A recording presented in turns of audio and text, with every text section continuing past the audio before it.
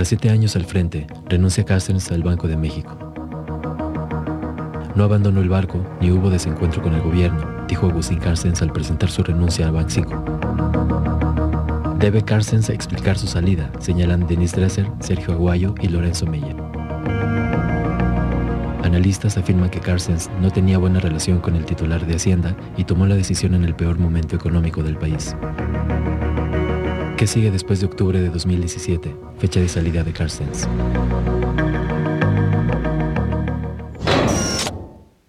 ¿Y ahora quién? Luis Videgaray. Pues, ¿qué les parece Guillermo Ortiz, que regrese y que hizo un papel muy, muy aceptable y además tiene el reconocimiento? ¿Quién para ocupar este cargo y en estos momentos en los que se está, por los que se está pasando? Más allá de que Carstens digan que lo están invitando a un puesto muy importante, que es el banco de pagos, que es el banco de bancos centrales, ¿no? Claro. O sea, es un organismo internacional de altísimo nivel. Es la catedral de los bancos. La catedral de los bancos, ¿no? El San Pedro. Sin embargo, él había aceptado ser director del Banco de México hasta 2020, ¿no? Porque es un puesto que requiere mucha estabilidad, justamente por eso. Y la otra parte es que toman la decisión en muy mal momento para México, ¿no? Entonces, ¿va a influir o no va a influir? Yo creo que va a llegar alguien de un perfil muy parecido. El Banco de México está muy, digamos, el tipo de la carrera que se hace en Banco de México son perfiles muy técnicos. El Goro tenía cierta gracia política, los demás no. Entonces creo que no va a haber gran cosa de cambio más allá del susto, ¿no? ¿Nos conviene tener a Carstens ahí? No sé, porque finalmente, digamos, fue un funcionario muy importante en un lugar muy importante, ¿no?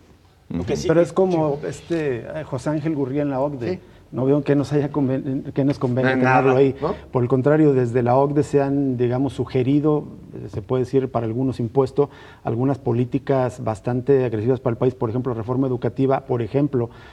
Todavía después de la reforma del artículo 27 constitucional hace 22 años, todavía se pide reformarlo para abrir a la privatización de las tierras y del ejido, como un ejemplo. Y yo concuerdo con Diego, más allá de quién venga a relevarlo, el mensaje que esto manda, para mí es como un mensaje de la rata saltando del barco que se va a hundir. Es decir, estamos en un escenario de crisis económica, social y política tan grave, y un alto funcionario dice, bueno, pues yo me voy a Basilea, que es donde está el banco, a ganar una cantidad de euros enorme, un sueldo altísimo, que va a multiplicar por 4 de por sí el sueldo tan alto que aquí tenía de 250,000 pesos mensuales. Parece que va a ganar como 1,000,000 de pesos mensuales. Allá se va a una vida muy cómoda. Creo que ese es el mensaje que nos manda. No es una idea muy cómoda. ¿Quién sabe si complicada? Pero lo que quiero decir lo que quiero decir es el mensaje que se manda en una situación tan difícil donde para el resto de la población vienen probablemente un escenario económico cada vez más difícil, incertidumbre económica, eventualmente más inflación, a pesar del aumento salarial por todo el entorno económico, un crecimiento tan bajo es un mal mensaje. Y esto también, desde el punto de vista, un mal mensaje a todo el gobierno de Enrique Peña Nieto, que ante la crisis, en mi opinión, del modelo neoliberal tan claro en distintas partes del mundo, ellos siguen empeñados en la misma política económica como lo refrendó Enrique Peña Nieto el viernes. Dice, nosotros seguimos apostando por el libre comercio cuando hasta Carlos Slim está sugiriendo volver a voltear hacia el mercado interno y cambiar, exactamente, y cambiar este tipo de políticas que alguien como Carstens justamente diseñaron. El alumno más avanzado, ¿no? Que aparte, yo creo que Carstens está en su derecho de agarrar ese trabajo, y a mí me parece que para su trayectoria, seguramente lo que un gobernador del Banco de México sueña es precisamente acabar en un banco internacional de pagos, ¿no? Que es prácticamente un él ya había ocupado alto puesto en el FMI, no recuerdo, era también estuvo. No. A ver, yo creo que en realidad la culpa de que se vaya Carstens es del gobierno de Enrique Peña Nieto. O sea, en realidad, desde que llegó Enrique Peña Nieto ha tenido una tentación muy clara de controlar aún más la autonomía que había logrado construir el Banco de México en los últimos años. No le gustó nada a Enrique Peña Nieto, por ejemplo, que Carstens y creo que con buena decisión y con buen tino, no utilizar las reservas del país para detener el tipo de cambio, por ejemplo, la caída del peso en relación al dólar. Eso le molestó muchísimo, porque aparte sabemos que el dólar y la relación con el peso, el tipo de cambio, es un indicador político de primer orden, y para los políticos les interesa muchísimo, y para un presidente, ¿qué decimos, no? Y creo que Carstens dijo, no, Esto es algo que es estructural, es un asunto que podemos estar inyectando miles y millones de dólares a la economía y sin embargo el tipo de cambio va a terminar llegando a su nivel adecuado y por lo tanto no hay que meterle. Eso le molestó muchísimo al entorno de Enrique Peña Nieto. Le molestó muchísimo también las críticas de Carstens al excesivo endeudamiento. Es decir, no está mal que un país se endeude. Yo no soy de la idea de que está mal en sí, ¿no? Yo creo que si se endeuda para lo que se ha endeudado Enrique Peña Nieto, es decir, para tener el gasto público más bajo de los últimos 25 años, pues sí, la deuda no te está sirviendo para nada, más que para mantener burocracias inservibles, para pagar más deuda que políticas sociales. Es decir, creo que el problema y por qué Carstens se va, y yo también hubiera tomado una decisión de ese tipo, más que saltar como las ratas, creo que es decir, aquí hay un presidente que claramente tiene un proyecto, tiene una idea del Banco de México y yo creo que no me siento tranquilo y no me siento conforme con la forma en que el presidente lleva su política económica. Había chocado y choca mucho con la política monetaria en todo. Chocó mucho con Videgaray, chocó mucho con Mid, con el secretario de Hacienda, claro. Pero porque los irresponsables estaban en ese lado. Sí, las contradicciones eran cada vez más evidentes. Claro, entre el gasto, no se ajustaba. Y él fue a salir a decir, va a bajar la perspectiva de crecimiento, va a haber que subir la tasa. Les aguaba la fiesta, digamos. Bueno, pues entonces, ¿qué sigue ahora?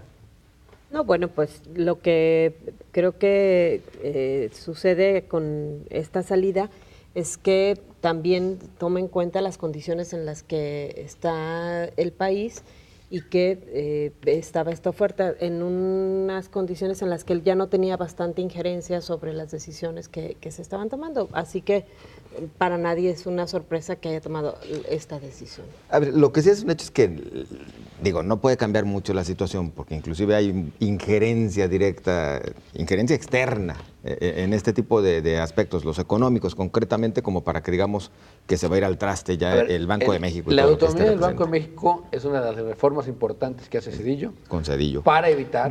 No, pero a lo que le pega es más bien a la autonomía. La autonomía se la otorga es 96 de Cedillo. Justamente para evitar este tipo de manejos discrecionales del secretario de Hacienda, que veía siempre al director del Banco de México como un subordinado, y entonces el manejo monetario lo hacía el secretario de Hacienda. Entonces se separó el manejo monetario del manejo de la hacienda pública, ¿no? Esa fue, entonces, es la primera vez que vemos un choque de este tamaño. El Banco de México es quizás por encima de la gente de Relaciones Exteriores, donde los funcionarios son de carrera. Sí, hay prácticamente los que están formados ahí. Entonces, hay los vicegobernadores, ¿no? Hay 2 o 3 que tranquilamente pueden ocupar mañana ese es el peligro, porque uno de los vicegobernadores se cambió hace muy poquito, prácticamente hace 3 meses. Hace 3 meses se propuso y se cambió. Y ese sí viene totalmente de la escuela de Videgaray. Peligro, digamos, de esta idea de que pueda quedar como el gobernador del Banco. Yo voy a disentir de un poco esta idea de que la autonomía, digamos, como esta idea de que funciona y de manera adecuada, en realidad van y vienen. Si miramos un poco atrás, digamos, el relevo de las élites políticas en el país, casi podríamos identificar un grupo muy semejante formado, sobre todo en el ITAM, que ha tomado posiciones en el Banco de México, la Secretaría de Hacienda, y van y vienen. ¿Cuántos han sido directores del Banco de México y Secretaría de Hacienda? Varios. Más bien mi argumento es de que el cambio de política económica en este país, no voy a defender el proteccionismo y el modelo de sustitución de importaciones, pero era mejor que el saldo que está dejando el neoliberalismo. Carstens, Guillermo Ortiz, Pedro Aspe, Carlos Salinas, Ernesto Zedillo, todos ellos forman parte de esta misma élite, comparten el mismo credo, es decir, yo no estaré tan seguro, digamos, esas distensiones en el manejo de la economía en Banco de México y Secretaría de Hacienda. Pero a ver, digamos, el Banco de México nada más maneja la política monetaria, ¿no? A lo que me refiero es que el Banco de México está mal diseñado en un inicio, sí, porque el Banco de México nada más tiene como objetivo, digamos, supervisar la inflación. Es lo único. Es su único mandato constitucional. Incluso si lo ves en la Constitución, dice, el único mandato que tiene el Banco de México es la inflación. Creo que está mal diseñado. Tendría que ser un promotor del desarrollo económico, promotor del empleo, de combate a la pobreza, que es, por ejemplo, la Reserva Federal en Estados Unidos tiene todos sus mandatos. No estoy hablando de la China comunista. Es decir, en Estados Unidos, la Reserva Federal tiene mucha más actuación en materia económica que simplemente velar por la inflación. El Banco de México, el gran problema de diseño original desde el 96 y por las ideas de Zedillo, era precisamente eso. Nada más tú voltea y ve la inflación. Y si ves que la inflación está contenida, no tienes que mover nada. Cuando ves que tienes muchísimas reservas, tienes muchísimas posibilidades de promover desarrollo económico, y creo que en materia de inflación, bien o mal, Creo que el país está mucho mejor que el entorno, que el contexto latinoamericano. En materia de inflación, creo que Carstens se va con buenos resultados. No los mejores, hubo repuntes en algunos años, pero con buenos resultados, ¿no? Pero a ver, funcionó para eso y también yo creo que funcionó como, Dios, sí, entendiendo tu argumento que finalmente son los mismos, el que no dependa directamente el gobernador del Banco de México, la Secretaría de Hacienda, hace que por lo menos haya, digamos, un contrapeso en la toma de decisiones que otros secretarios los tenían absolutamente. Pedro Aspe manejaba todo. Exacto. Todo. O sea, manejaba desde Hacienda, se manejaba presupuestos, se manejaba. La Comisión de Hacienda de la Cámara de Diputados, por ejemplo. Entonces, yo sí creo que ahí hay que cuidar qué pasa. Otra discusión completamente distinta es si este modelo funciona o no. ¿sí? Pero sí necesitamos que no perder la autonomía del Banco de México, que yo creo que fue algo que se ganó. Exacto. Y que no hay que echar para atrás. Bueno, tenemos que ir a los comentarios de ustedes. Nada más la pregunta será rapidísimo. ¿Sería error que Alejandro Díaz de León, que es el más recientemente nombrado vicegobernador, quedara como titular? Dirigente de Videgaray, totalmente. Error del gobierno. Sí, totalmente. Vámonos a sus comentarios. Pero hacía todo el gobierno en todas las esferas. Pues ve a quién nombró a procurador. Canal 44 le ha preguntado, ¿debe Carstens explicar su salida del Banco de México? Pues como que ya todos la entendieron. Roberto Estrada, el gordito... Bueno, Roberto, dice, los retó a verlo y no morir por abrazarlo. Los reto a verlo y no morir por abrazarlo, dice. Sí le debe un discurso público. Muchas gracias. Acepto el reto, yo no lo abrazo. Sí, yo no. Torres Fernández, nuestros economistas de Televisa ya hablaron que no usamos dólares y el peso va súper bien. Gracias. Ceci Martínez, ya no sé qué decir. Este hombre siempre me dio cosita. Y sí le debe una explicación a quien le pagaba su sueldo, un sueldote. Bueno, es de los mexicanos.